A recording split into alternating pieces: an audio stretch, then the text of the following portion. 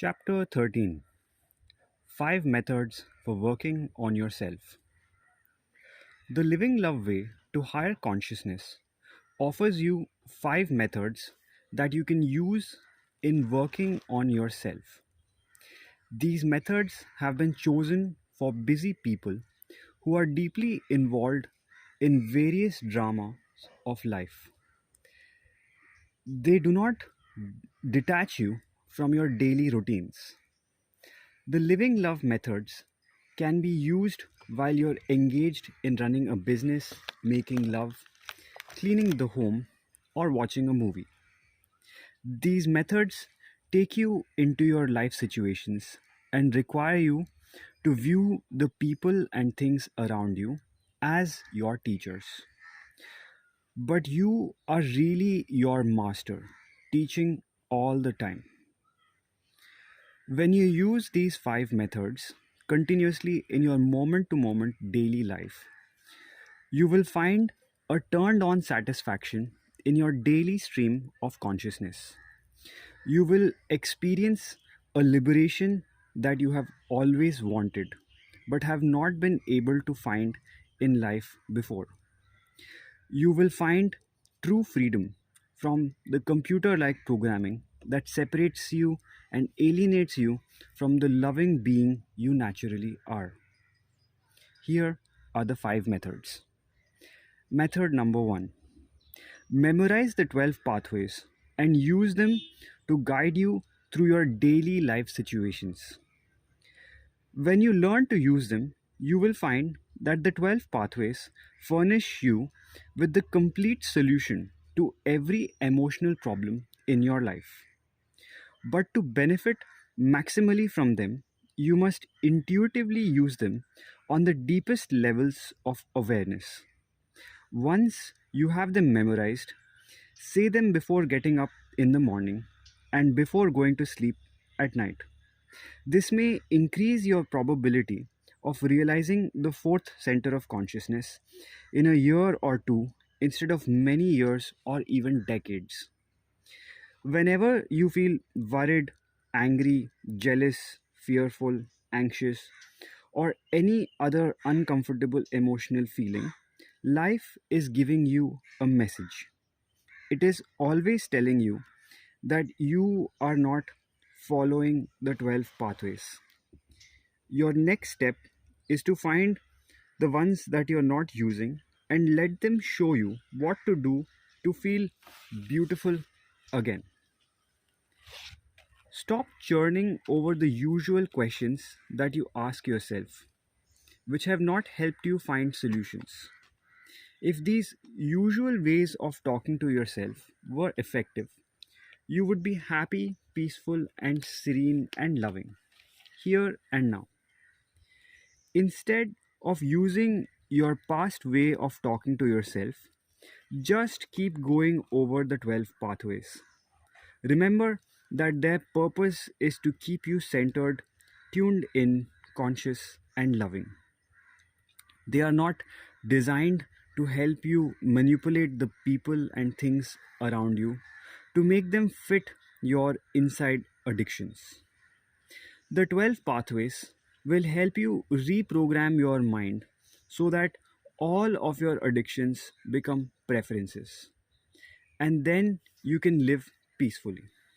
The more you are uptight, the more important it is for you to stop worrying about the outside condition that you feel makes you upset. Instead, concentrate on the inner addictions or expectations with which you hassle yourself. The 12 pathways will show you what it means to be truly alive. You will look back at your present state of consciousness and realize that you have been far more dead than alive. Everything you need will come to you in a seemingly miraculous fashion as you live with these pathways. The peace, love, and effectiveness that you have always wanted will be yours. Method number 2: be aware at all times of which center of consciousness you are experiencing.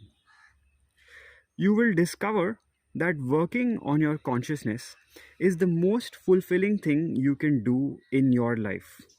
Whether you're driving a car, reading a book, or even caught in an addictive argument with someone, you can always add to the beauty of your outside drama if you're constantly aware of what center of consciousness you are using.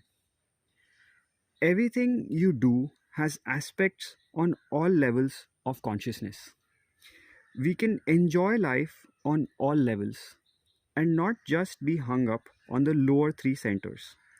For example, if you are making love, you can be aware of security aspects, or you can just enjoy the groovy feelings, or you can be conscious of the submission or control aspects.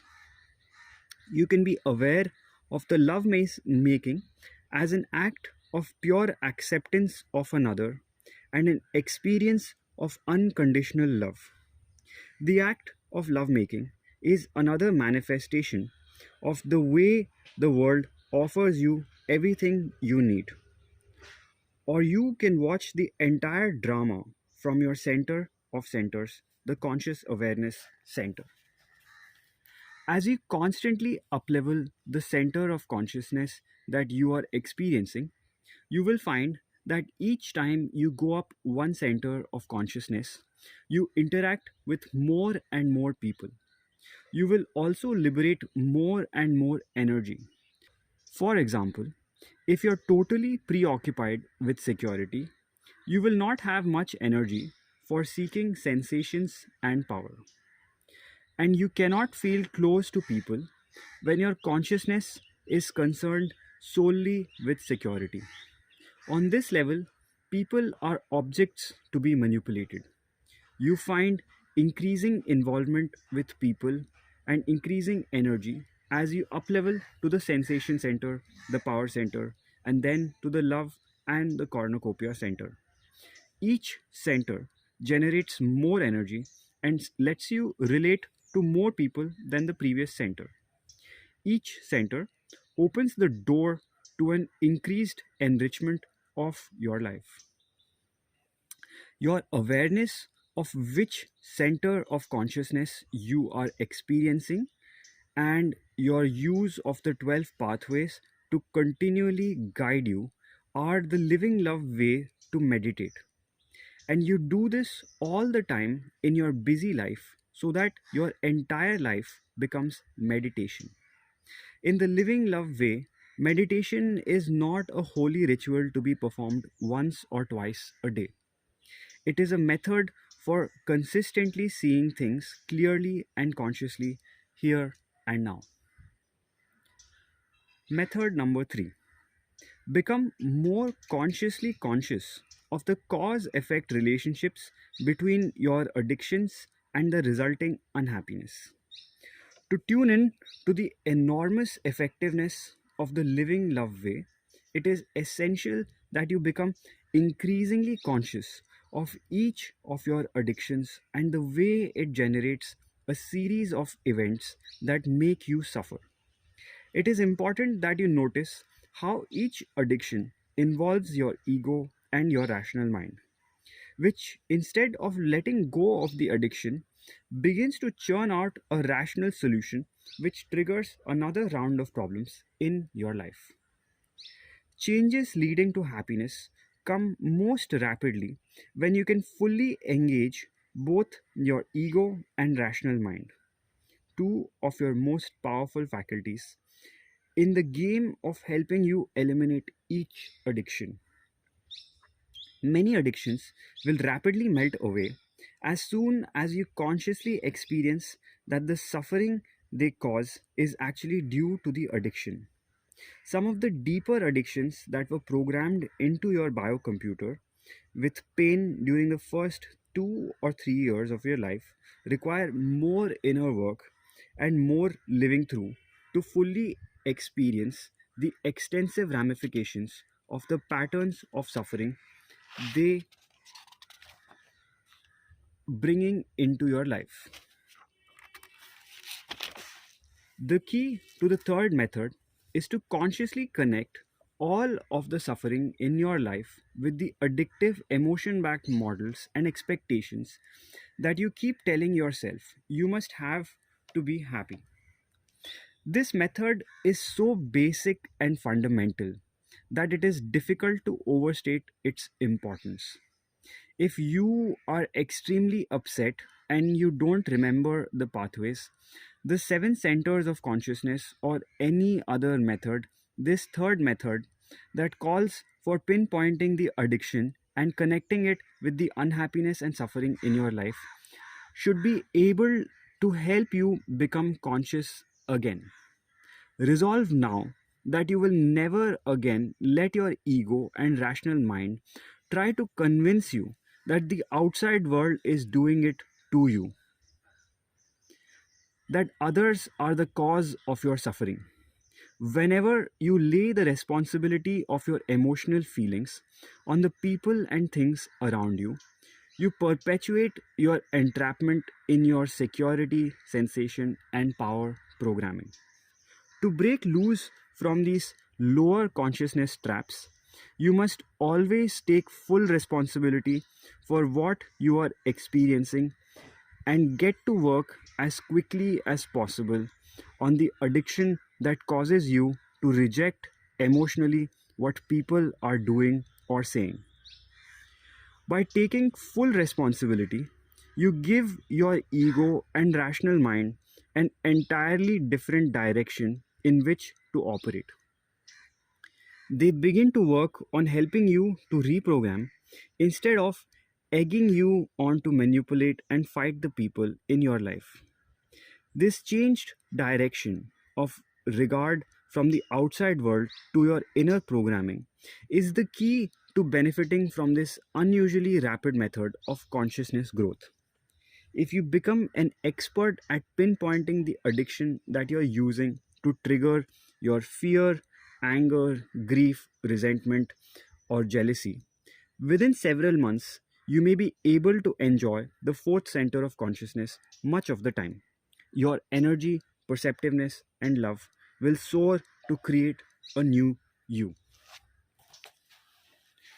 To become competent in applying the third method, you should develop your own technique for becoming aware of which addiction is causing you to feel alienated from the here and now in your life. You may wish to ask yourself such questions as: what is happening right now? In answering this, do not use your rational mind or your ego to justify, intellectualize, or interpret. Just give the facts of what is happening, so as who, what, when, where, and how. What specific emotion am I experiencing? In answering this, tell what you feel, not what you think. Words that describe emotional feelings are anxious, harried, bored, lonely, shy, irritable, annoyed, frustrated, confused, sad, depressed, disappointed, worried, afraid, resentful, hostile, angry, jealous, grief filled, guilty, tense, nervous, embarrassed, etc. What am I telling myself right now? What pains or tensions are being evoked in my body at this moment? What do my posture and face look like? What is the dance that my rational mind is doing to prove me right and everybody else wrong? What do I want to change in the outside world instead of doing the inner work of changing my own response to it? What sort of phony front is my ego trying to maintain? What past events were practically painful so as to give my biocomputer this programming that makes me upset when a similar event happens? Have I suffered enough? Do I really want to be free from this automatic response whenever the here and now of my life checks me out? Exactly what am I rejecting in the here and now? What am I rejecting about myself? What threat does this person or situation represent to me? What is the worst that could happen? Could I accept this and still be happy? What am I defending? What am I hiding? What is it about me that I think people can't love? What do I imagine the other person is thinking? What mask am I wearing? What dances are my pride and my prestige making me perform? What am I demanding in order to feel happy and enough of myself, of others, and of the outside world? What is the model I have of the way I should be, must be, or have to be? What is the model of the way I should be treated? What are the specific details of the model I have of the way the world should be in order for me to be accepting, loving, and flowing? What center of consciousness am I operating out of? If a magic genie were to appear at this moment, and this genie had the power to alter the situation exactly as I instruct, what request would I make of this genie? Once you have pinpointed the addiction, your next step is to reprogram it into a preference. When you reprogram, you use your will and determination to give clear and firm operating instructions to your biocomputer. You tell it what you want to function in a different way in processing incoming data in the future. This means that with intensity and conviction, you put a new operating instruction into your mind. Reprogramming works most effectively if you repeat the reprogramming instructions many, many times. The next chapter, which deals with consciousness focusing, gives you additional information on how to give a knockout punch to your heavier addictions. Always remember that the key to using the third method is to look deeply within yourself and to find the emotion backed demand that you are using to upset yourself. It's just that simple. Just become more consciously conscious of the cause effect relationship between your addiction and the resulting unhappiness, and you will be on the escalator that can take you directly to the fourth center of consciousness. Method number 4: use the catalyst, always as living love, as a tool for cognitive centering. Your growth into higher consciousness can be more rapid if you keep a catalyst going in your mind as a foreground figure against which all of your sensations, feelings, and thoughts are the background. This constant repetition helps you to calm your mind, to increase your powers of concentration, to broaden your perceptions, to permit your intuitive wisdom to emerge, to free you from your addictions, and to keep you feeling great. The catalyst, always us living love, can be slowly and silently repeated to enable you to continuously tune in to that part of you that does not see others as him, her, or them, but always us. Oneness is yours when you feel every one of us as only us. When you see things through the eyes of others and feel things within their psychic space as though it were your own. After you have accumulated several hours of experience with the catalyst, you will probably feel its vibrations and implications on deeper and deeper levels. Since only one thing can receive your full attention at a time, this centering technique can crowd out negative thoughts and feelings and replace them with the vibrations of living love. This enables you to control your racing mind stuff whenever you wish. A repeated phrase constantly recaptures your attention. The catalyst, always as living love, may be used to change your mood in a positive way. When you are disturbed or have an upsetting experience, You can repeat this phrase over and over until you feel calm and centered. Through consistent practice, it will develop increasingly greater effectiveness. This tool for cognitive centering can be most effective if you 1. Consecutively emphasize each of the words as follows: always us living love, always us living love, always us living love, etc. If you sound it aloud, open your mouth and throat when you say the words all. Feel it resonate in your heart. Let the whole word flow into your openness. If you say it silently, feel this openness. Say or sing each word lovingly. Singing is usually more effective in calming the mind than just speaking, for it leaves little or no space on the screen of your consciousness for random thoughts.